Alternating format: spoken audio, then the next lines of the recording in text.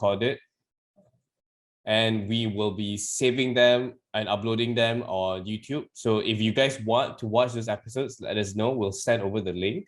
And you can take your time to watch it, including this episode. If you want a refresher or if you want to share with anybody else, you can do this once we have uploaded as well. Okay, so let's start things off. I'm gonna just quickly share my screen. Okay, you should be able to see my screen. Okay, so today's topic is increasing user motivation with gamification, right? And I'll be your speaker today. I'm Sufiz. Don't call me Sufyan, that's my father, so just call me Sufiz. But before we begin, the reason why I said it is because people actually call me Sufyan, so I get a little confused. But never mind, let's not talk about it. So before we begin, some simple house rules. If you are comfortable, turn on your video, but please keep your microphone on mute, just to avoid any interruptions with noise, a dog barking or whatever it may be. Get comfortable, sit down somewhere comfortable. If you want snacks or drink, just go for it. You're here just to have a casual conversation as well. If you can join with your computer, it just makes it a lot more comfortable and easier for you.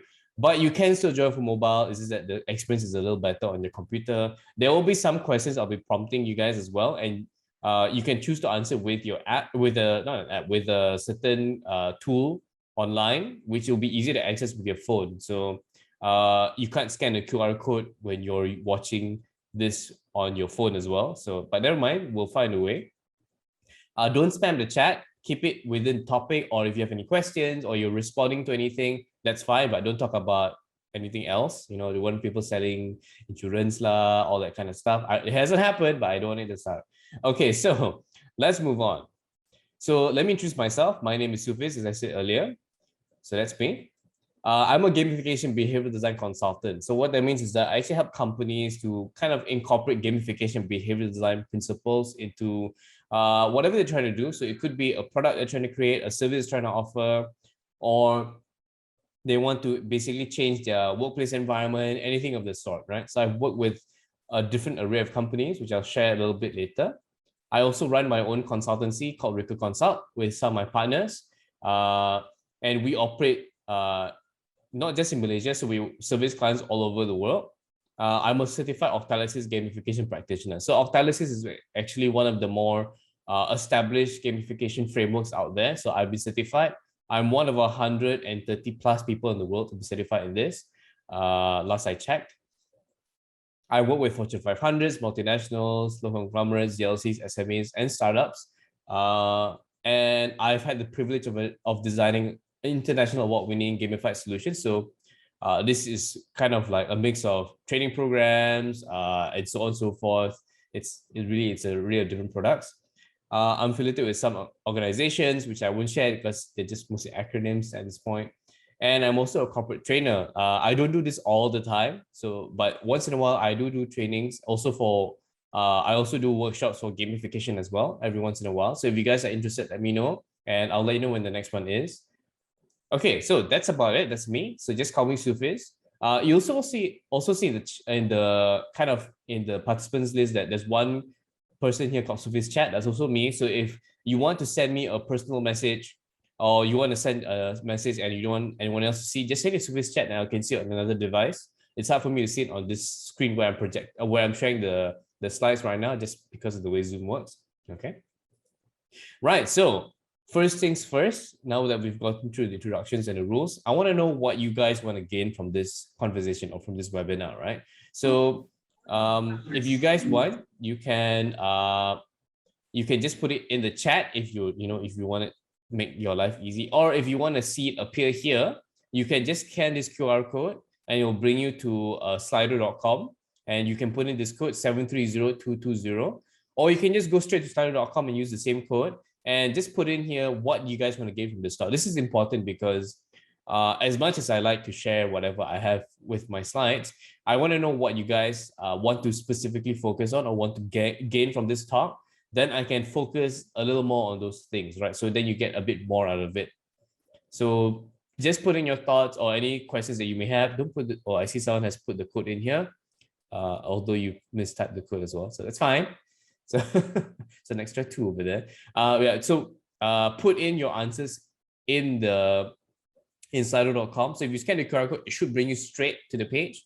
Or you can go on your browser, slido.com, put in the code 7302220, and then it will bring you to this poll that you can put in, right? And then your answers will appear here, as you can see this example over here, right? So I'll give you this a few minutes.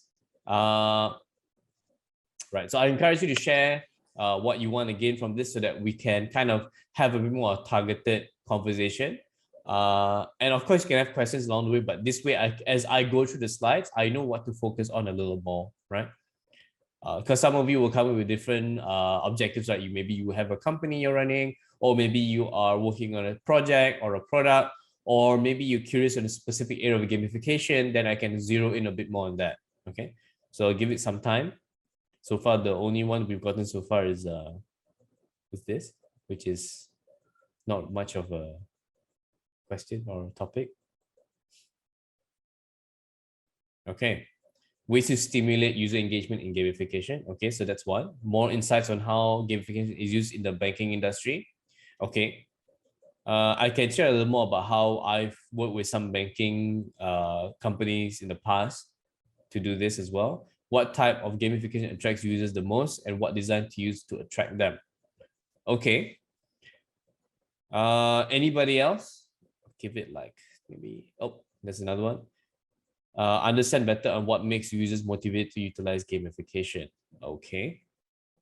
I'll give it another like 10 seconds. Okay, so we can do all this, no problem. Looking for tips to make users remember is more. Okay, so stickability or stickiness, right? I just had a conversation with someone from another bank outside Malaysia on stickiness, actually using gamification. So I'll kind of like I'll touch on all this. So banking industry, user engagement, gamification to attract users, how to motivate people using gamification, and how to get them to remember you, right? I think all this is pretty much covered here, except for the banking specifically. So gamification is not specific to any industry. You can use it across basically anywhere. As long as it involves people, it's applicable. It just matters as to what your objectives are. Then the methods or the mechanics you use will be a bit more specific, right? So I'll share a bit more after this. So I'm gonna move on. If you guys have any more questions or anything you want to add to this, but we've already moved on, just put in the chat and I'll have a look over there as well. Okay, so let's continue. So let's start with some basics first, right? So what is gamification? So gamification by definition is a process of adding games or game-like elements to something as to encourage participation, right? So it's not just to create something to make into a game, it's to always drive some form of behavior or participation outside of that gamified environment, right? Why this distinction is important? Because when you compare games with gamification, games by definition is a player's interaction with the game itself. So it's kind of a closed environment. So it's kind of like Vegas, whatever happens in Vegas stays in Vegas, right? Not like I've been to Vegas yet. But whatever happens in a game stays in the game. It doesn't affect your life in any way. It doesn't drive any sort of result or outcome in the real world. But gamification actually is defined by the outward interaction it encourages. That means it's not just a means to an end. It's meant to motivate and encourage people to do something. And that means there is a sort of outcome or behavior that happens outside of that gamified experience, right? Whether it is a game or not, it doesn't really matter. It always drives some sort of behavior. It could be, for example, you're trying to get people to visit a particular website or download an app or use more of an app or purchase something or add something to their cart or behave in a certain way in the office and so on and so forth. So that's the main difference, outward versus internal behavior or reaction, okay? Right, so why drive motivation and why use gamification for it? Why specifically gamification? So I think when it comes to driving motivation, it's pretty clear why that's important, right? Because when you motivate someone to do something, they're more willing to do a particular task or action or carry out a certain behavior. This is pretty straightforward. But why gamification specifically? So I'll share with you some statistics, right? And they're actually from 2019, if I believe. So I think if you were to use the recent statistics from especially in the COVID era, it will be a lot higher because everybody's kind of stuck at home. All right, so what happened is that when people use gamification, they saw up to 7 times the conversion rates than what they normally used to get, right? So this is significantly higher. And 89% of users spend more time on a product when there's gamification involved. And we've seen a trend where 50% of startups are integrating gamification in their strategy. And I can attest to this as well. A lot of companies that approach me are startups, and they tend to be the ones who are most quick to adopt it because also they're the most flexible, right? They're not like larger companies. Larger companies like these Fortune 500 companies and so on, they may be interested, but they take a lot longer to adopt all these kind of gamified strategies. Okay, so it's pretty clear that gamification has had a very strong mark on companies, and a lot of them are starting to adopt them more and more, right? And I actually have been seeing a lot of requests as well for such services as well to bring gamification into their, well, whether it's to their product, their service, or just their workplace environment. And I'll share with you some examples of successful applications of gamification. Why that's important is because just because you use gamification doesn't mean you'll get the results that were shared. It also depends on how you do it, right? Just with all things. So SAP, if you're familiar with SAP, they are a enterprise software provider, right? So they're a big name in the industry.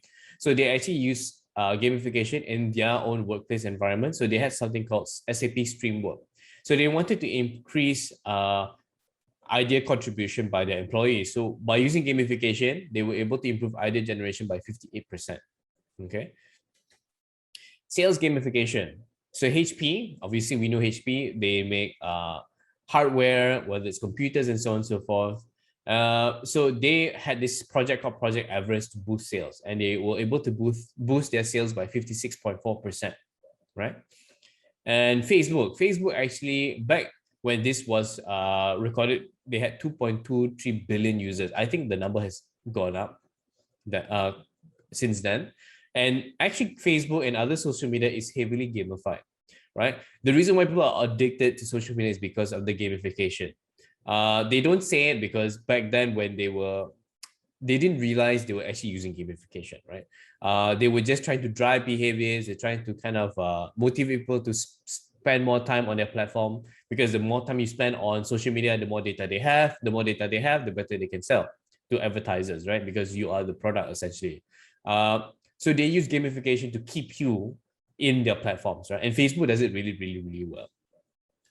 And last is Nike. So Nike, they are very big on healthcare, obviously, because they are a fitness brand as well. And they've been doing a lot of they've been doing a lot of like fitness initiatives to challenge their customers to do more. So they started off with Nike Plus back when nowadays it's a lot easier, but back then they only could track your steps and things like that with certain Nike products, which is the Nike Plus products. But nowadays you can just use your phone, or if you have a wearable like a watch and a smart watch and things like that, you can track your steps already and your location and things like that. So now it's a lot easier to track. So they've been able to drive more than 5 million customers to surpass their fitness goals on a daily basis. And I'm pretty sure this number has exceeded since then, right? Because now people are stuck at home. They may be turning to Nike solutions to kind of motivate them to be more active, right? So they do this very creatively using gamification. Basically, they let you challenge other users on their platform, to kind of surpass your steps, how many kilometers you've clocked in, and things like that. So it creates a sense of competition, even though you're doing this remotely or virtually, right? So these are some examples of successful applications of gamification. There's a lot more. The list is incredibly long, but obviously I've only used the popular ones because these are brands that you are probably familiar with. And you can see that they are also using gamification, right? And all of this is to drive some sort of motivation to do something, right? And it could be to sell more, or to give more ideas, or to spend more time on a platform to do more things, or to be more physically involved in your healthcare goals, right? So now, how do you do this as well? How do you drive motivation like these companies? Whether you're a bank or whether you are a startup or whatever it may be, the methodology is the same. It all boils down to what you want them to do, right? But before you understand okay, well, not before. Once you do understand what you want to drive in terms of motivations, then you want to ask yourself, what motivations should you drive, right? What do I mean by this? Okay, so when you want to drive a behavior, right, motivation is only one of the aspects in driving that behavior, right? So whether it is you want them to be more present in the workplace or to be more engaged in a company or to buy something or whatever it may be, motivation is just one part of the equation. The other two parts is ability and the trigger, right? So I want to touch on this first before we dive specifically into motivation. So motivation is basically when it's high, people are willing to do difficult things. So if you want them to do something that's hard to do or something that's less desirable or enjoyable to do, then you really want to maximize on the motivation as much as possible. But if it's something that's easy or fun to do, then motivation can be fairly low, right? What this means is that the interventions that you incorporate into your experience, as we call it, doesn't need very, very high motivation if it's very easy to do, right? Of course, the higher it is, the more successful it will be, even though it's easy to carry out. But what's important also is that you want to make sure that they're able to do it, right? So if it's something that is difficult to do as well, meaning there is a learning curve, then you want to make sure that you are able to teach them how to do it. So there is some sort of tutorial involved or onboarding, as we call it. But if it's easy, then it's not so bad. Then you just want to maximize on making it as seamless as possible, right? So make sure that they have the ability to do it. And it doesn't mean you only limit yourself to easy things. Sometimes you have to do something that's difficult and you want to motivate them to do that, whether it's to learn a new skill, for example, which can be quite difficult, especially if it's a very difficult skill to pick up. That means you really want to teach them how to do it, right? So you want to make sure that this is part of that experience as well, the onboarding or tutorial aspect of it. And the last one is you must have some sort of trigger, right? Which means that you must have some sort of call to action to tell them, look, it's time to carry out this behavior. You know, if you think about it with Facebook, they have notifications, right? Or they have the app on your home screen. When you turn on your phone, or well, you probably always leave your phone on anyway, right? When you pick up your phone, you get a notification from Facebook. It probably will trigger you to open the Facebook app because once you click the notification, you will go to the app, right? So you need some sort of trigger, whether it's a physical trigger in a workplace environment or in your office, or something else that's a bit more digital, right? So once you have all these three components present, you're able to drive any particular behavior, right? If anything is missing here, that behavior will probably not happen. So it's one thing to just focus on motivation, but make sure you do not forget the ability and the trigger as well. Once you have all these three present, then the motivation can actually drive the behavior as well. Okay, so I just want to bring this up first before we dive in specifically on motivation. Okay, so let me give you another example. So say, as I said earlier, open Facebook, the motivation could be, maybe FOMO. You're lonely, you're bored, you want to know what's happening with everybody, especially now because we're stuck at home. The only way we can see what's happening in the outside world is probably social media, right? Then the ability is to make it easy to click notification, which it already is, and the trigger is the notification itself. So you can see all components are present, and this drives people to open Facebook.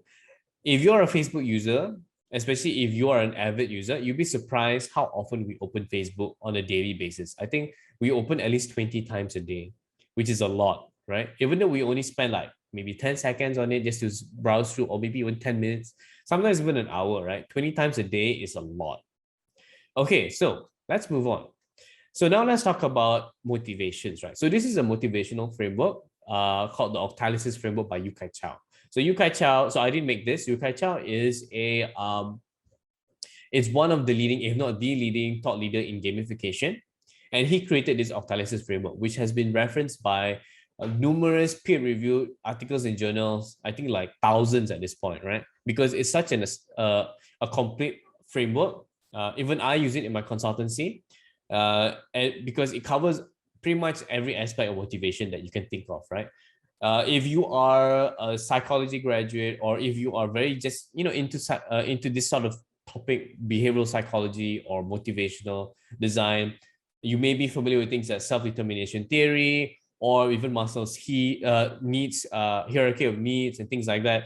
This framework still covers all those as well and more. All right, so we'll just be focusing on this for today in terms of motivational framework. So Octalysis covers 8 core drives of human motivation. So as I was saying earlier, once you know what what behaviors you want to drive, and once you know what triggers you need to put in place and what abilities you need to create, then you want to identify what motivations you want to drive specifically. Why? Because even though there's these 8 core drives here present, it doesn't mean all 8 are relevant to your audience, right? So for now, we'll be going through these 8 core drives and understanding what they mean. And after this, I'll talk about how do you kind of identify which motivators or which core drives are relevant to your audience, right? And as we go through this list of 8, I want you to also reflect and ask yourself, okay, which ones are relevant to you? Which of these 8 core drives do you think speak to you the most? Okay, and it will kind of give you an idea why different different core drives or motivators will appeal to different people. Okay, so the first one is epic meaning and calling. This basically says that a person wants to do something that's greater than themselves, right? Whether they were chosen to do something or they want to do something to help other people or give back to society, such as volunteering, right?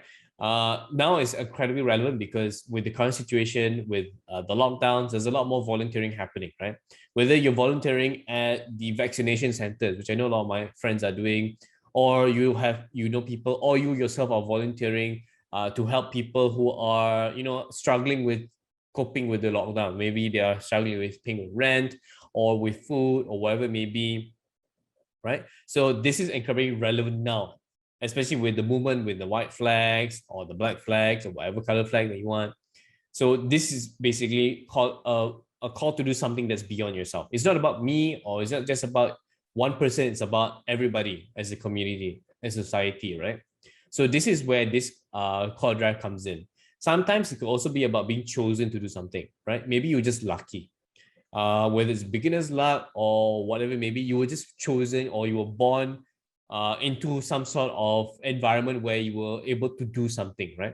So you were given a purpose just because you were chosen for it, not necessarily because you were the best to do it, but because you were just there. Okay. So elitism basically is because sometimes it's privilege. You were chosen or you were given this privilege, right? And because of that, you are able to do certain things more than others. So you're given some sort of calling. It is a bit harder to connect if you're not familiar with how it works. But basically, sorry, I'm just answering a question in the chat. So Anwar asks, how is elitism related to meaning as a core drive? So it's not just epic meaning; it's also calling, right? And what this means is that it could be that you volunteer yourself to do something, or you were chosen to do something, or given some sort of privilege to do something, right? For example, if you were born into a privileged family, it means you are given more resources to do something, or you're able to do more things because of that privilege or that kind of authority. So because of that, you tend to have this sense of, oh, you know what? So for example, you're born to royalty. If you're born to royalty, you are royalty. There's nothing about it, right? And because of that, there are some things that only you can do, or you're able to do with more ease. And because of that, you also behave differently. So your motivations are different. If you are in that position, you will probably understand what this means. If you're not, then you may be harder to relate to this, right? I'm not royalty. I don't, but I understand to some degree because obviously I have to. Okay, so I hope that answers your question, right? So let's move on. Some examples, right? So Wikipedia is the largest encyclopedia in the world and it's absolutely free. And all the content that is put in is done by volunteers, also for free. And there are some people in the world who actually spend hours a day checking what's being put into Wikipedia. So if you were to go to any Wikipedia page and you were to put in some sort of, because you can edit it, right? Because it's open. If you were to put in the wrong information, it's probably likely that someone will correct it fairly soon. Like maybe in the hour or something, it'll be corrected already. Because the volunteers are very active on Wikipedia. And they do this completely for free. They don't pay, they don't get anything. It's just on their own time. And of course, another one is sports teams. You have a sense of purpose because, you know, oh, I'm part of, say, Manchester United or Chelsea or whatever, right? If you are a football fan, you will know what this means. You have this association, you have this need to do more. You want to buy their merchandise, you want to support them, you want to stay up late at night to watch their games. If people say your team is not great, you are willing to fight them for it. All this for nothing, right? You don't get paid to do this. It's just some sort of meaning that you are getting from it. And the last one is pretty obvious, is volunteering for the community, to help people, to help the community around you, and so on and so forth. So this is some examples of epic meaning and calling. Right, so let's move on to the second one, which is accomplishment, development, and accomplishment, right? So this is an internal drive to want to make progress in something, to develop your skills or overcome challenges, right? Basically, it's for you to be better, to do something that's difficult because you want to. You want to learn from it, you want the experience to become better, and so on and so forth. And this could be anything, whether it's learning a new skill or to overcome a difficult problem or challenge that you have, whether it's in the workplace or something that you bring upon yourselves.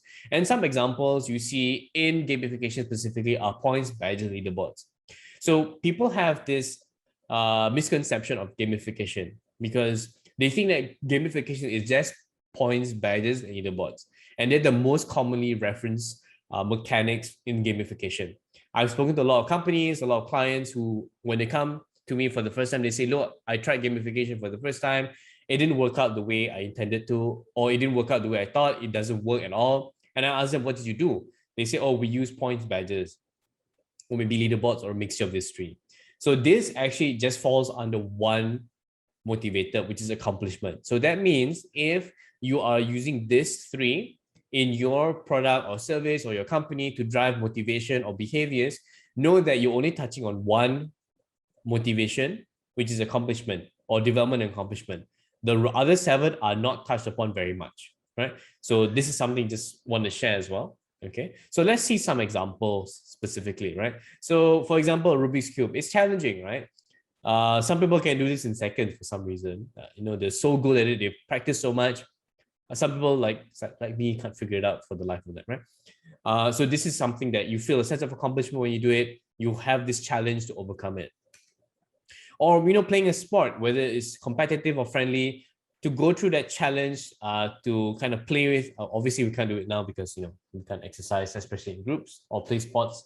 But yes, when we could back in the day, you know, those good times, this also is a form of accomplishment or development as well. You build a skill as you play, you compete with others, you feel the sense of accomplishment when you win, right?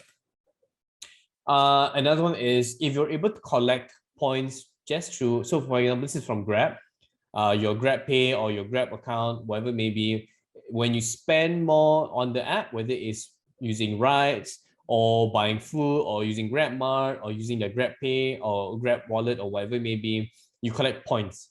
And this gives you a sense of accomplishment as well, because the more you collect, you also achieve certain tiers, which gives you more rewards. So it's like, oh, you know, I'm platinum, you know, I feel the sense of accomplishment. There was once I also achieved platinum. I don't know how I did it. I blindly Grab, and I was platinum, and I was like, oh no, I'm platinum. No, I feel pretty good about that. But now I think I'm silver again, so you know, nothing to brag about. But even with something like that, you do feel a sense of accomplishment, right? It's small, but it's there. Right. So let's move on. Empowerment. So empowerment of creativity and feedback is when users are engaged in a creative process and they have a chance to repeatedly figure things out and try different things, right? So this is more of a creative process where you kind of explore a sandbox or an open environment, whether it's with art or with things like Lego, or when you're creating content, whether it's on Canva or you're using something like Illustrator or Photoshop. This allows you to create content, right? When you think about social media, it's driven by content that people share, right? Facebook and Instagram, for example, they don't create their own content per se. People share the content and they benefit from that as well. So as you can see, something like Facebook uses this a lot, right? This core drive is very strong on social media platforms because users are given a platform to create and share their content with other people, and they're able to receive feedback for that content, right? So creativity and feedback. So feedback also means that you're able to get some sort of reaction, whether it's through the system or from other people. And this gives you a sense of acknowledgement as well, in some way, shape, or form, from your creative endeavors. Okay. So some examples is Minecraft. So if you are familiar or have played Minecraft, you know what I mean. Minecraft is pretty much an open world. You can literally generate a world and go into a it's a huge world that you probably are not able to explore completely. It's just gigantic, right? And you can do pretty much anything. You can build anything, you can explore the story, you can beat Minecraft if you know what that means, which means you beat the Ender Dragon, or you can just explore, you can build things, you can build, you can even have a game with other people on the same server, and you can do whatever you want, right? It's pretty much open to interpretation, whatever you want to do in this platform. There's also Lego. So Lego, again, you can build whatever you want. You can build those Lego robots if you want, or you want to build a house, you want to build whatever it is. It's up to you. There's no rules, there's no limits. As long as you have enough pieces, you can build whatever you want. And lastly is art. It could be painting, it could be drawing. This basically is all about expressing your creativity, right? Expressing yourself in a way that you choose to do so. And you can do this as many times as you want. There's no end to it. You can try different ways. You can do the same thing over and over. It's up to you, right? And the feedback you get is through the creation that you have. So you make an art piece, you make a new Minecraft world, you make a new Lego structure. That is the feedback that you get, because whatever you do, you results in something physical or visual that you can touch, feel, or interact with. Okay. Right. So let's move on to the fourth one. We're halfway there. So ownership. Ownership and possession is where users are motivated because they feel that they own something, right? So when they feel ownership, they actually want to make what they own better, or they want more of it, right? It could be money, right? Who doesn't want more money, right? Or it could be virtual currencies, which is your point system, or whatever, maybe whatever platform they use, you have some sort of virtual currency that you can use in the platform itself or outside of it. It could be points. Point system also appear here. It could be your avatar. You create your own avatar. You feel a sense of ownership because it's your own creation, your own creativity and time went into it. Or what we call the IKEA effect. The IKEA effect basically means that you kind of place more value to IKEA furniture than they're actually worth. Don't get me wrong, IKEA furniture is good. They're not the best. They're really good. They last long enough. But actually the quality is just okay, right? But we tend to attach a higher value to it. Why? Because we have to build the furniture ourselves. When you build it yourself, you feel like, oh, you know what? This chair is great because I built it as well. And you feel more value towards it. It's also the same when it comes to when you want to sell a house. Especially if it's a house that you grew up in, you tend to price it a lot higher than it's actually worth because of the memories you have with the house. The value you have of that house is a lot higher because of that personal attachment to it, that kind of ownership that you have towards it. But when you have someone who comes in to value the house, they might give you a lower price that you might be surprised by it. So those are some things that fall into this category. So some examples. So there's some games like this. This is Clash of Clans. This game is very addictive because the way you do it is that you're supposed to build your base, right? And it takes a very long time to build a base. I'm not talking like days. I'm talking even years. So you build a base. It takes time to build every component, to save up the resources to build each and every one of it, and to upgrade it. And this makes you attached to it, right? You don't want to leave. I actually played this game a lot last time. I was actually quite addicted to it. I opened it every day. And I've managed to break free of this addiction. So this is kind of like me revisiting my past. This is not my base. If you are playing this game, it's not my base. My base is a lot more ridiculous than this. But yes, it's very addictive because of this sense of ownership and attachment that you have.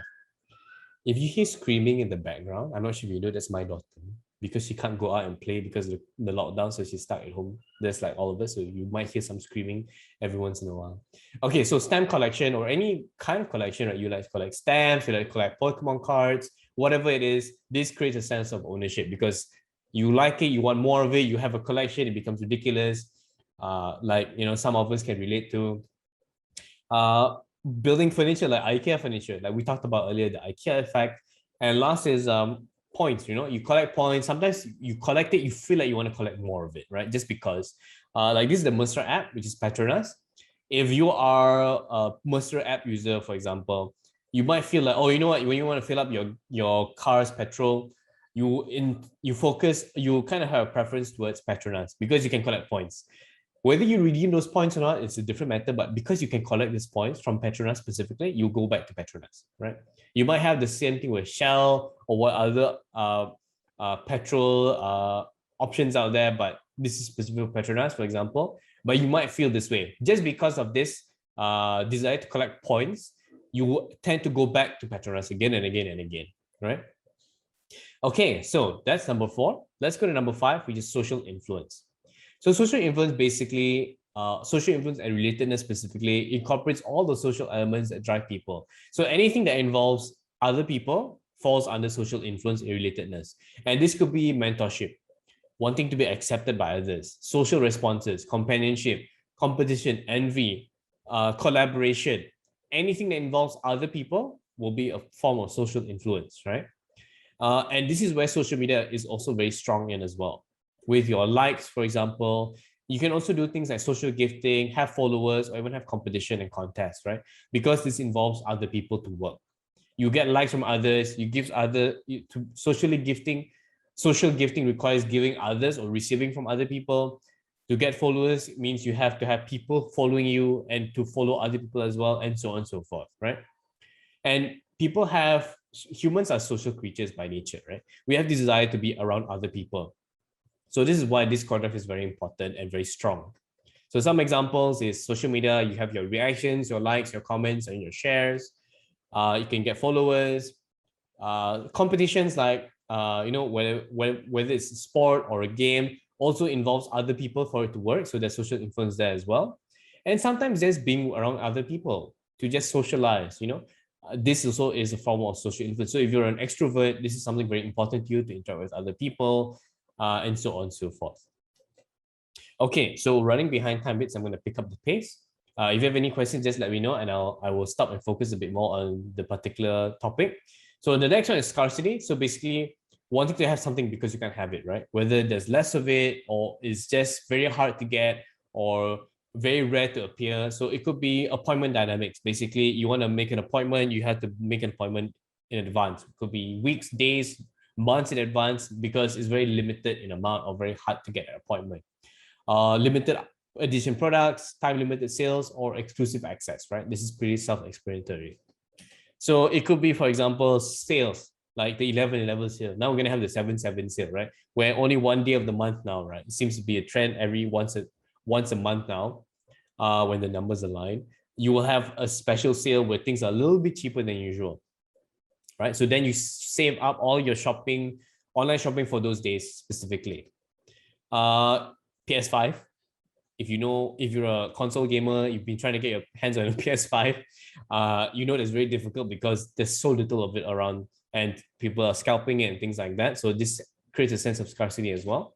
And also sometimes scarcity is also in the how difficult it is to achieve that status, right? It could be, for example, so this is Emirates.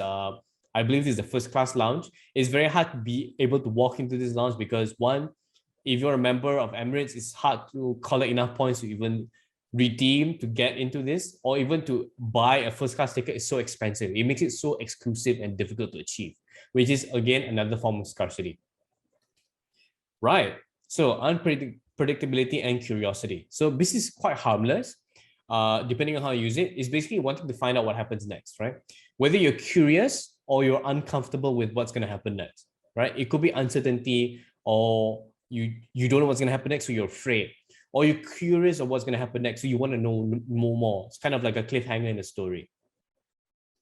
So some example is if you play one of these, whether you've been to Japan or you've been to some shops in Malaysia, this is called a capsule station, where you put in a coin, you turn the knob, and you'll get a random toy or gift, right? You don't know what it is. You know what it can be, but you don't know what it will be until you turn that knob. Right? So there is some sort of unpredictability involved, and that creates that excitement as well when you get something that you want. Sports Toto, you don't know whether you're going to win or not. You don't know you're going to be a millionaire tomorrow, or you're just going to be the same. Or lucky draws, right? You don't know whether you're going to win a prize. It's purely by luck. It's very unpredictable and uncertain. Okay, so these are some examples. And the last one, which is probably the most The most painful one, which is loss and avoidance, is basically the avoidance of something negative happening. You don't want something bad to happen to you, right? Just nobody wants something bad to happen to them, and you're willing to do something or to avoid doing something to so that nothing bad happens to you.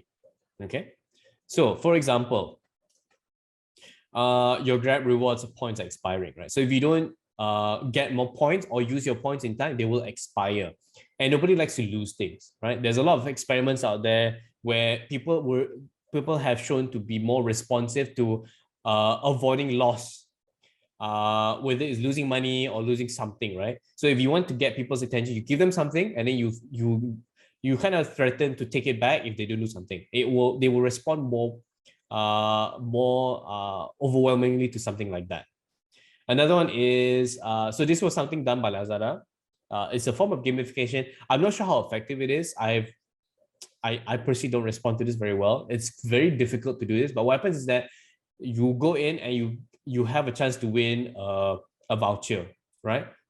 And then you don't start from zero, you start from say 90 bucks or 99 bucks or whatever. So you're very close to hitting the target.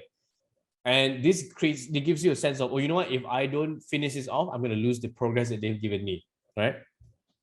I've said they could do this a little better, but it is a form of avoidance as well. So the more you share this with other people, the more money you get in return, and the value goes up closer to the target. I wouldn't talk too much about this, but it does fall into this example, but it's not the best approach to it as well. If you are a Lazada user and you've seen this, let me know if you actually interacted and actually bothered to collect the voucher through this. I've actually not spoken to anybody who's done it. The next one is Duolingo. So if you know what Duolingo is, it's a language learning app. So the idea is that when you log into the app on a daily basis, you have a streak, right? And last time we had this thing where if you don't log in and you break your streak, it can be quite painful, right? Because you lose all your progress. Some people have hundreds of days logged in for their streaks. And if you want to regain your streak, you can pay money. They have since removed this. They have now done something else to replace this, but people actually responded very strongly to this, right? So what happens is that they will log in every day. They will make it a point because they didn't want to lose their streak, right? Because of this avoidance. Right, so those are the 8 core drives, and you can just split them up into 2 different ways. One is left brain and right brain, where if it's left brain, basically it's associated with logic and ownership, and they're more extrinsically motivated. Extrinsic motivation basically means you want to obtain something, whether it's physical, whether it's money, whether it's an item, or whether it's to collect something. It's more extrinsic. There's something tangible typically. But whereas right brain, it's more associated with creativity and self-expression and social.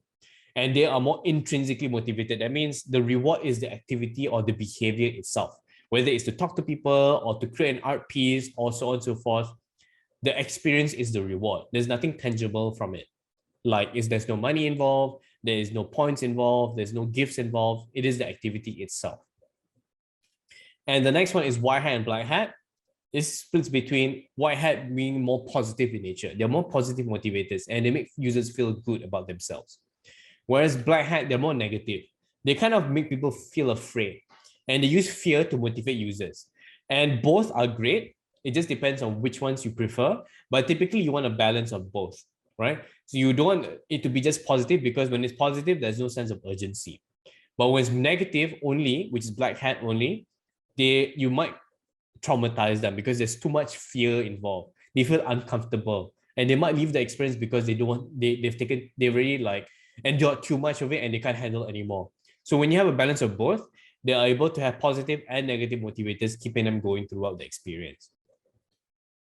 Okay, so where do you drive motivation? So you want to look for feedback vehicles. What this means is what touch points you have with your audience and your users, right? And this could be anything.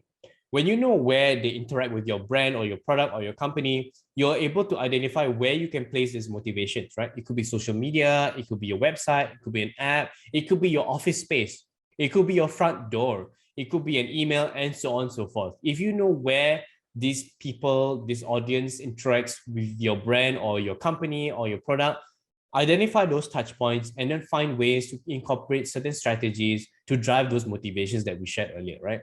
And to understand which motivations to drive. Okay, we'll touch on that a bit more later, but basically you want to know where to place them. And then you want to know what feedback mechanics to use. Okay, so once you know the motivations and then you know where to put them, you want to know what you want to keep in mind to have some sort of feedback mechanic involved. What this means is that you want to have some way for the users to track their progress. What that means is, for example, when you click a like button, you know that something will happen. The like button will change color and then the number of likes will go up because that is a form of feedback. The last thing you want is someone to do something and nothing happens. They feel that way, they will feel ignored by the system, and nobody likes to feel ignored. That's probably the worst thing you could do to a person. So there must be some sort of feedback mechanic involved, whether it's an animation or a number that goes up or goes down or color change or whatever it may be. And this will re-emphasize, this should re-emphasize the core drives as well, right? So if you know that they respond to particular core drives, so for example, social influence, if you know that they do something and they're able to get more friends from it or more followers from it, then that will be a good feedback mechanic because that's something that they will respond to, which is social influence, for example, right? It could be pretty much anything. Unfortunately, because we don't have that much time to go over this, I can't go into much deeper. But if you have any specific questions on this, let me know and I'll answer them later as well, right?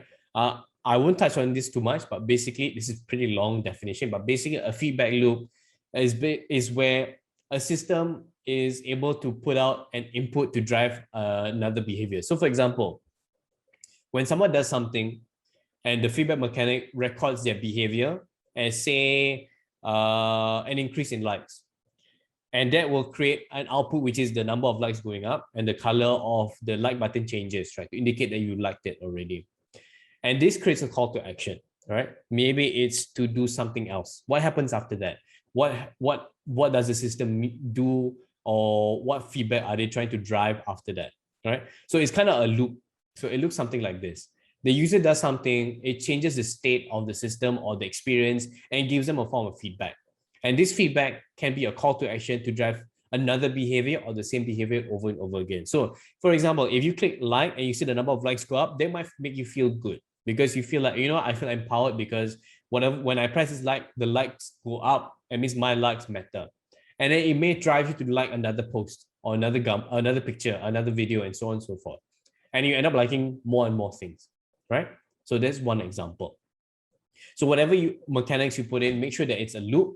It is able to drive another behavior over and over and over again. Okay, the next one is rewards. Okay, so when you want to drive behavior or a motivation, usually there's some sort of reward attached, right? So we talked about the white hat and black hat, and we also talked about left brain and right brain. So we know the left brain is more extrinsically motivated. So that's where rewards come in. So the left brain core drives, they require rewards. And it could be anything, right? It could be status. For example, when they do enough of something or they achieve some sort of milestone, they're given some sort of status, right? Or give them access to something. So they have exclusive access to certain information or certain platforms or certain groups and so on. Or power, meaning they are able to do or have the authority to do something, right? They have their decisions carry more weight compared to others because of some sort of achievement they've been able to accomplish or reach. And the next one is stuff, which is pretty straightforward, where you're giving them things, right? Whether it's money or prizes or something tangible. These are all different forms of rewards. Okay. So one thing that I have not touched on yet is how do you identify motivators, right? So to do this, you want to ask yourself, who is your audience, right? So who are they and what do they care about? And this requires empathy. And what that means is that you want to ask yourself, okay, as you go through, we've gone through those 8 core drives. I'm sure you already understand which ones you would respond to the most and which ones you don't care for too much, right? And that really speaks to what kind of person you are. And there's nothing wrong or right about it. It just means you're different. It's kind of the same reason why you like certain games and you don't like certain games, because the way the game is designed, it touches on different motivations more than others, right? You could have a conversation with a friend where you say like, look, this game is really great, you should try it. And they say, actually, yeah, I tried it, I didn't like it. And you're surprised because you love the game, but they didn't like it. And that could be because their motivations are different. So the same thing with your users or your audience, you want to know who they are. So don't look at them as a number. Don't look at them as a demographic. It's not just about them being of a certain age or a certain gender or a certain social status or whatever. All these things don't really matter when it comes to motivations. You want to know what personalities they have, what kind of person they are, right? What goes through their mind? What do they think about? What do they say? How do they behave? So the more you are able to understand your audience, the better accurate you are able to pinpoint their motivations, right? So you can kind of ask yourself what motivations that you respond to and you don't. And you can also check and kind of test yourself and see like, okay, your significant other, for example, or your friends or your family, what motivations do they have? Out of these 8 core drives, that will serve as a good practice for you because they will probably be people you know the best. And then you kind of ask yourself, okay, I think they would respond to this core drive a bit more than others, or they will not respond to this core drive at all. And once you're able to practice this skill, you're able to kind of suss out what people like and what people don't like as well. And then you're able to create experiences that are more accurate because you know what motivations they have, and you're able to create the mechanics that will be in line with those motivations, right? So just to sum it up, you want to know what behaviors you want to drive. And then once you know what those behaviors are, you want to know who the audience is, right? Whether who are they in terms of what motivations they have. And once you know what motivations they have, you want to make sure that you create experiences that tap into those motivations, right? So whether it's having more volunteering involved, or allowing them to collect things, or allowing them to socially interact with other people, or you have some sort of limited quantities of something to create scarcity, and so on and so forth. So all these things are able to drive your audience in different ways, depending what motivations they have. And you want to not forget that you want to teach them to use the experience if it's difficult, or even if it's not, you want to have some sort of tutorial involved, and you want to make sure there's some sort of trigger to drive or to kind of cue those behaviors to occur, right? So once you have all these things present, you should be able to drive pretty much any behavior, right? As long as all this is present in the correct amounts, in the correct ways. It's not particularly easy, but hopefully this episode will share at least a little bit of how to approach it so that you don't go in blind. So now you know motivations are present, what kind of motivations out there, what else you have to keep in mind when you want to put in these motivations, which are the triggers and the ability, a user's ability as well. And when you have all this present, then you should have a better chance of driving the behaviors that you want to see, right? Okay, so I just want to end things with a quote. Then we'll go into a Q&A. So games are the only force in the known universe that can get people to take actions against their self-interest in a predictable way without using force. Because games are able to motivate people to do different things, right? There's a journey involved and throughout the journey, there are different motivations that triggers that will drive you to do different things as well. And the thing about games is that they get progressively difficult. That means it starts off typically easy and they teach you how to play first. And as you get more proficient, they get harder and harder and harder.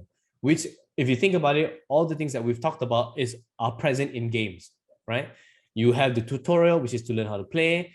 And then as you play, you get more proficient. And there's so many cues in the game, right? Whether it's something that lights up in the game, a new map appears, a new quest appears, whatever it may be, those are cues or triggers to get you to do something. And the motivations are in the game design itself, right? Okay.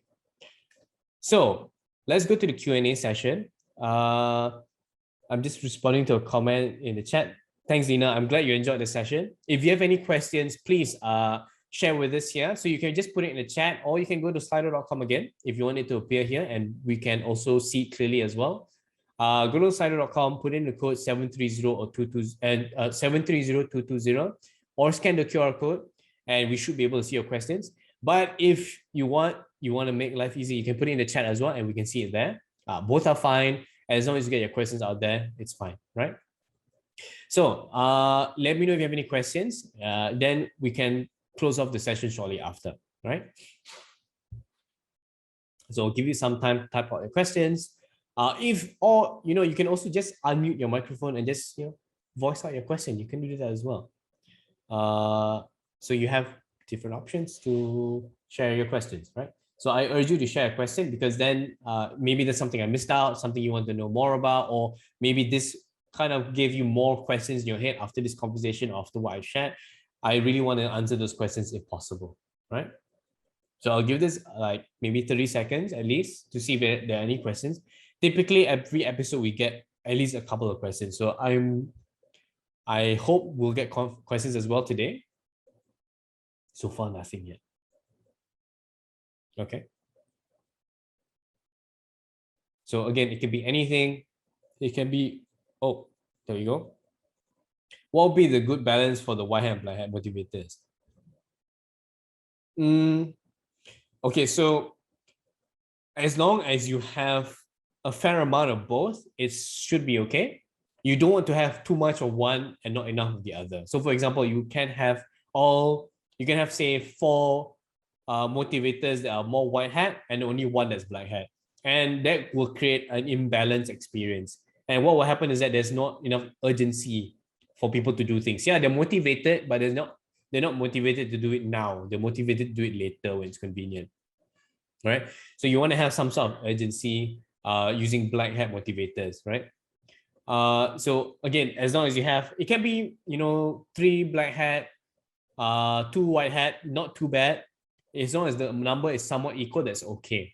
But you can tell when an experience is imbalanced. When you go through it, you feel like, oh, you know what, it feels great, but I don't feel it's urgent enough. Or you feel that there's too much urgency to the point where you feel uncomfortable. Then you know there's too much black hat motivator. So the best way is kind of to test it. So you play test, or you go through a focus group, or you can test it yourself, test the experience, and kind of record how you felt about it, right? And they will tell you whether it's balanced or not. Okay, any other questions? I'll give it maybe 10 more seconds. And then if not, we will move on. If you're a slow typer, you can just, pause and you can just unmute your microphone and you can just share. Otherwise, I'll assume there's no more questions, okay?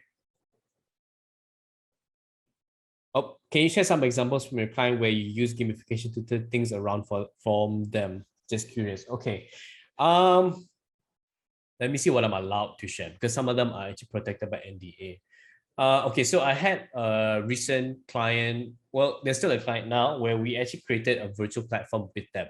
So they actually created their own platform before, but what happened was that it was not very well received. People got lost in. It's a virtual exhibition or platform where you can have a virtual event there, right? So they had exhibitions and conferences online.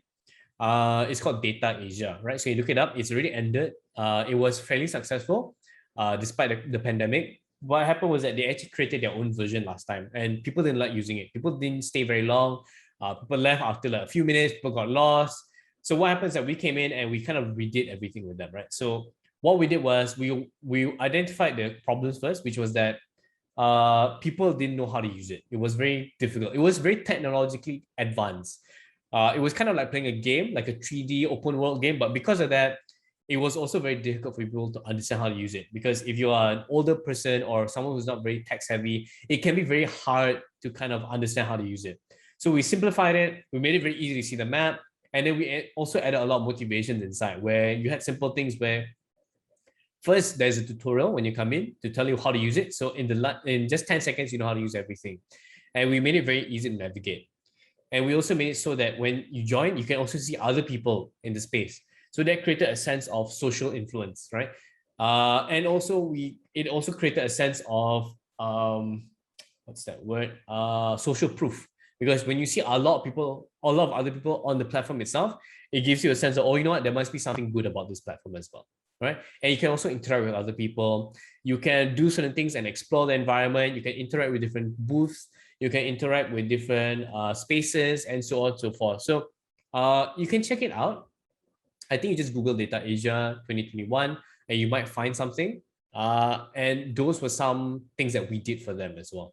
We actually came up with like, I think, almost 100 gamification interventions. They only used a handful for the first version. So we're working on them for the next version now. So we'll get more and more engaging after this. Okay, what about UX functionality versus gamification? Because I'm thinking if the gamification is cool, but the UX is cluttered, will this overpower it? That's a great question, right? So The thing about gamification is that if it's done properly, it's not obvious, right? And that lends itself to the UX ability of the implementation, right? So when we work with clients, we also work on the UX side. So how should it look like, right? It's not just about throwing concepts, it's about how it should live in the experience. And this is a lot harder to do than you think. It's one thing to make it look clean and uncluttered, but it's another thing to make it look easy to use. So you must have a balance of both. So you don't want to have too much gamified elements for the sake of it. So one is you want to make sure that whatever gamified elements you put inside, it is accurate to the behaviors you want to drive, the users that you've identified, and their motivations. And that means that the list of things that you incorporate will get lesser and lesser, but they get more impactful as they go. And this could help reduce the amount of things you incorporate in the first place. But sometimes even then, your list is still long. Like what we do, our list is still long. A list of things to incorporate is still long. So then you want to find a way to make sure that you maximize those elements that are most effective, and the ones that are least effective, you can kind of put as KIV for now. And if it's still a lot, make sure that it looks good. Looks good, it is placed in the right location in your experience, whether it's your app or website. You shouldn't put everything in one place. You should spread it across, right? Maybe when they come in for the first time, they will interact with a few first. And as they progress through the experience and get more proficient, the rest are introduced slowly to them, right? So then they get more comfortable with the experience and the different elements. And that helps you with the UI, UX as well. Okay, I hope that answers the question. Okay, so I don't think we're getting any more questions. So if there's, okay, I got one more. Hafiz, great president. Do you think gamification can be applied to businesses with large assets, oil and gas, maritime, etc.? Yes, it can. In fact, we've done this a lot as well. Again, as long as there are people involved, gamification has a place. It all boils down to what you want to do. So you shouldn't use gamification just for the sake of it. Just because like, oh, it's a trend, everyone's using it, so I should use it. If you are in that mindset, then you're in trouble because then you have no purpose for it. If you are using gamification to drive, say, certain employee behaviors or certain customer behaviors, then it makes sense to use it and you're able to be more targeted in your approach. I've done this for insurance companies, for their entire company, or also their customers, and they have thousands of employees or multiple thousands of the customers, and it's completely fine. You just need to know what you want to do, and then you will understand what gamification interventions you can incorporate, right? I hope that answers that question. Okay, is there any more questions? If there's no more, then we can move on. Waiting. Okay, no, I guess there's nothing else. If there's any more questions and we missed you out, just put in the chat, or you can stay on because I'll be waiting for a little longer and we can have a conversation after this as well if you want. Okay, so if you like what you saw, and well, we're in the 5th episode, we have one more next month. If you want to join that one, or you want to join any other events that we may have, just fill up this form. So you can scan the QR code or go to this URL, and we will be able to get your information, and we can send you anything that may be relevant to your interest, right? So for example, to those who have joined from the last episodes, you may have gotten an email from me that prompted you about this event. Then you join because of that. That could be the case as well. So if you want that sort of notification or email, let me know by filling up this form. So I'll just leave this here for a couple of seconds.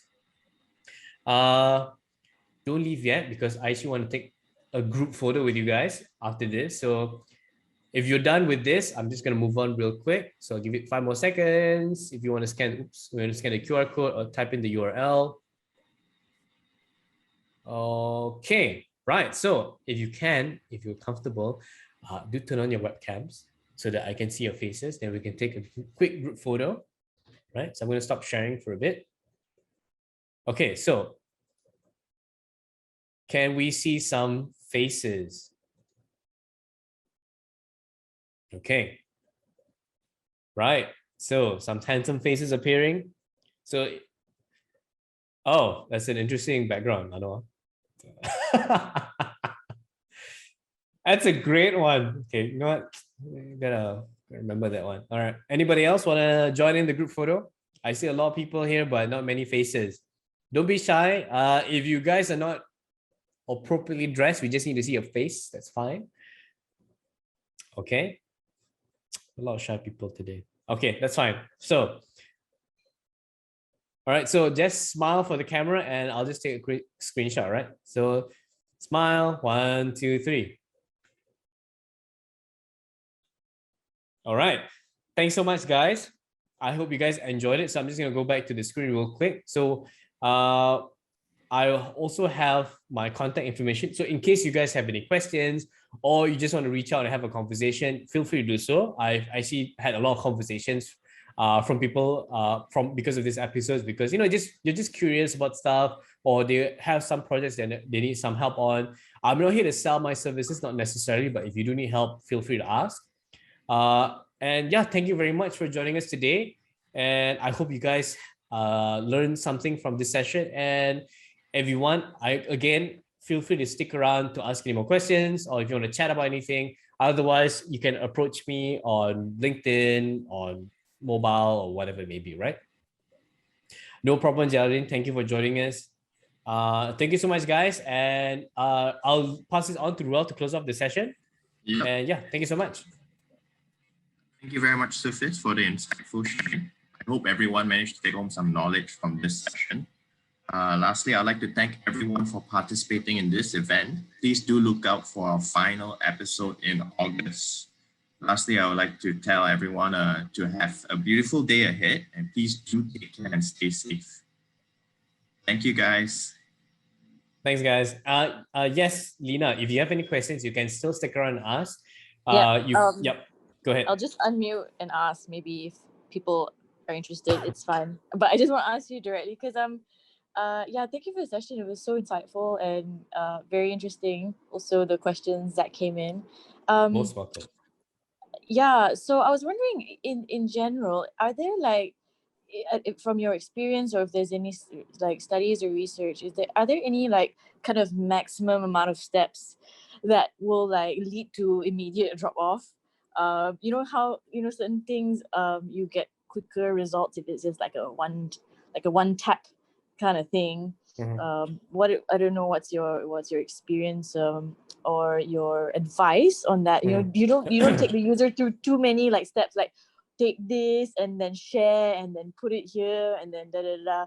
And on that, okay, so this is like a two-pronged question. So actually we're also thinking of something like similar in terms of like an app launch and an app sort of gamification. And you know how Clubhouse had that referral thing, and now it's become such a Clubhouse thing, so every time everyone refers to the referral idea, they just say the Clubhouse referral idea, because it has that, the exclusivity, the scarcity, and that whole sort of thing, right? And it just became very close to their brand. I was wondering if there's any ideas, or like why that worked so well, as well as what's another great way, or what are some ideas that work well for our local community? Yeah. Okay. Long question. So don't worry about it. I'll answer the first one. So I touched on this on some past episodes as well, but basically when you want to create an experience, we talked about motivation specifically today, right? So it sounds like you have to do a lot of things. In reality, it's not always the case. You can do little and still have the best results, or you can do, but sometimes you need more. It all boils down to how the user feels about the experience. So we call this cognitive friction. So if there's a lot of friction in the experience, meaning the user feels uncomfortable because it's just so confusing, so complicated, so difficult to understand, which is very typical of experiences where they have too many elements, right? They cram in so many things inside. When it's so much to the point it becomes uncomfortable, then you're doing too much. So you need to scale back, because that means the user is experiencing some form of cognitive friction. And the only way to know this is by experiencing it yourself, right? If you don't have the experience of, okay, I'm using the word experience, but basically if you're not used to doing this sort of thing, then the only way to know is to have some sort of prototype. It doesn't have to be sexy. It just has to be something that you can kind of tell what it's like. And when you use it, you ask yourself, okay, did I like using it? How did I feel? Did I feel uncomfortable in any way? If you felt uncomfortable, then there's something that you need to fix, right? And that usually means it's either too much going on, or it's just too hard to understand. So then you need to fix either the onboarding or the tutorial aspect, teaching them how to use it to make it easier for them to understand, or you want to make it less confusing by having less involved. And you want to make sure that so if you look at it like a journey, right? So whether it's they download your app for the first time, they go to the first page, they go to the next page, and so on and so forth. You don't have to put everything on the first page or even everything in the first few pages. You can kind of sprinkle it throughout, right? So if you have, say, 10 elements, you can put the first few in the first page, and then the next few in the next couple of pages, and then so on and so forth. So then they learn it gradually, right? So I hope that answers your first question. So really test it. One, of course, you want to make sure that it's accurate to your users and the motivations that they have, assuming you've identified it to some degree of accuracy. Focus on those elements. If there are a lot, make sure they're easy to understand and they're done in a way that's not, it doesn't make a user feel uncomfortable, right? And sprinkle it up throughout the experience as much as possible.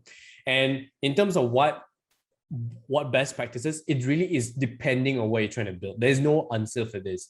I know a lot of people ask me this as well over the years. They're like, oh, what's the best, what would you recommend is the best element? What's the best gamified mechanic? There's no answer because it really, really depends on what you're trying to build. Sometimes, like for Clubhouse, their referral thing actually worked really well because it created a sense of scarcity. It created a sense of exclusivity. And the social aspect also is there because you can only share your code to certain people only, right? So it makes you feel like, oh, you know what? The fact that you shared it with me means I'm special, right? I know I was in some entrepreneur groups where you had to earn their code. They're like, oh, you know what? You have to tell us what you're going to contribute to the community. Then we'll give you our code. If it's not something that people want, we won't give it to you, for example, right? So it creates a sense of exclusivity, a sense of like meaning. So that worked for them, right? But will it work for your app? Don't know. Because if it's something that's not relevant, so for example, maybe scarcity and social influence is not something that your audience cares about very much, then maybe it won't work for you, right? It all boils down to what your audience cares about. Maybe they will respond more to things that are more, say, creative driven, or maybe a bit more ownership related or epic meaning and calling, right? So you have to know what your audience likes, then you know what motivations that you can tap into and what elements will fit. Sometimes it's the same as, say, Clubhouse, sometimes it's not, right? So every project or every product you're trying to build or experience you're trying to create, you must approach it individually. You cannot say, oh, you know, I did this for this particular product or app. Let's replicate this in this app as well. It will not work. Or if it does work, it's purely by luck. And that's what happens with a lot of people because points, badges, and leaderboards became very popular because it had some success for some companies. And because people copied it and applied it in whatever they did, they found that it didn't work. And because of that, it created this misconception where, oh, you know, gamification doesn't work because this didn't work. It is not how it is. So approach everything with a fresh mind, and then you should be able to find out what works best, right? If you want a bit more insights and a bit more help with your app, let me know. I can also give you some guidance. Not to say if you need consultation, we can talk about it. But if you want just some tips, I can share with you as well. Because I need to understand your app a bit more as well. And I think we don't have the time to do that now specifically. So let me know. That's right. No, that was great. Thank you so much. And yeah, maybe I'll get in touch with you on the side. Yeah. Thanks, most welcome. No problem. Anybody else want to ask a question? Otherwise, if you guys are, if there's no more questions, then you guys are free to go, right? Thank you so much for spending your time with us. And I hope you guys are staying safe and take care because, we're in very difficult times right now, right? So stay home, stay safe, and hope to catch you guys in the next episode or somewhere else, right? So I'll be sticking around for a couple more minutes if you guys have any more questions. Otherwise, you are free to go.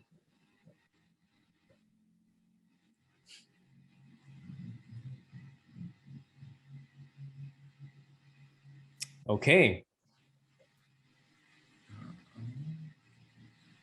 No problem, Lina. I think we had some really good questions today. So thank you so much, everyone. Okay, I'm going to stay here for another minute. If there's anybody who wants to ask a question or, talk about anything, let me know. Otherwise, you guys are free to go and I'll also log off shortly after.